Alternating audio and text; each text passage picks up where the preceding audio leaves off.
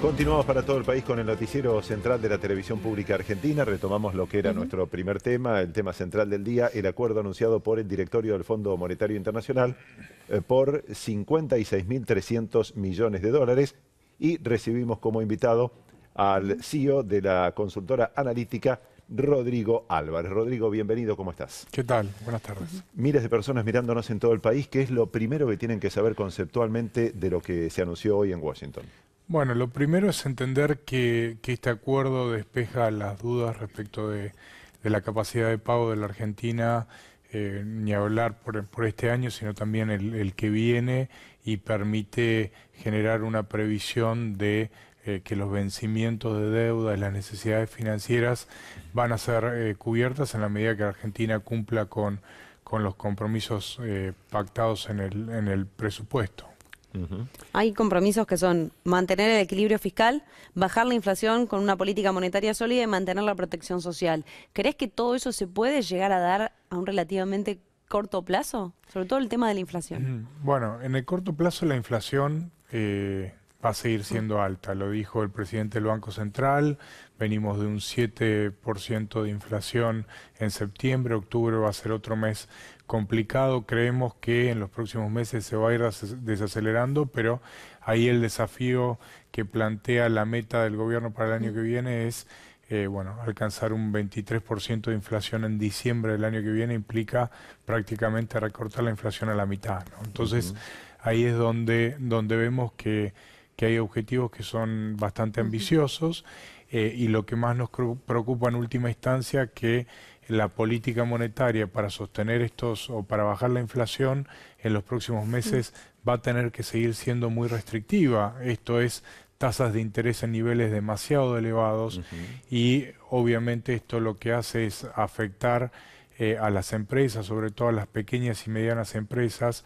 El capital de trabajo está siendo muy costoso de financiar, la actividad está en un proceso recesivo. Entonces ahí es donde empezamos a ver los principales desafíos. Si bien la política fiscal va a ser restrictiva y la política monetaria va a ser restrictiva, yo creo que el foco del gobierno tiene que ser en tratar de minimizar el daño colateral y el impacto que estas políticas van a tener sobre la actividad económica y en última instancia el empleo. Por eso el acuerdo plantea que hay una continuidad de las políticas sociales que son obviamente el salvavidas para los sectores más relegados. Para contenerlos, por supuesto. Ahora, 24.400 millones de dólares, o sea, una parte sustancial del acuerdo, se van a desembolsar desde ahora hasta marzo, en poco más de 5 meses. De esos 24.400 millones, ¿la gran parte va a ir justamente para el pago de deuda, o el gobierno va a poder utilizar una parte para estimular la producción, el consumo y demás? Bueno, el uso de esos recursos ya está estipulado en el presupuesto, en el programa monetario y del que tiene Duhovne, y el programa, fiscal que tiene Duhovne. Esos ingresos van a ser en parte utilizados para cancelar deuda, otra parte para solventar los gastos del gobierno nacional. Digamos, acá no hay mucho margen para salir del libreto. Los recursos ya están comprometidos, y el objetivo de alcanzar un equilibrio presupuestario el año que viene es exigente, porque acá, digamos, si bien el gobierno ha hecho un esfuerzo para contener los gastos, lo cierto es que la actividad económica hacia adelante va a entrar en un proceso digamos, no está claro la recuperación a qué ritmo va a ser, y la estamos proyectando recién en abril del año que viene con la nueva cosecha. Con lo cual, obviamente, estos escenarios recesivos lo que generan es que muchas empresas y obviamente individuos, para solventar los gastos cotidianos, y las empresas para financiar el capital de trabajo, tengan, no puedan cumplir en tiempo y forma con las obligaciones, que entren en planes de pago. Entonces ahí donde entra donde se genera la tensión es con la capacidad del gobierno de seguir recaudando al ritmo que lo viene haciendo. Entonces la actividad en un proceso recesivo impacta en la capacidad del Estado de financiarse, y en última instancia esto también es algo que vamos a tener que ir analizando de cara al 2019.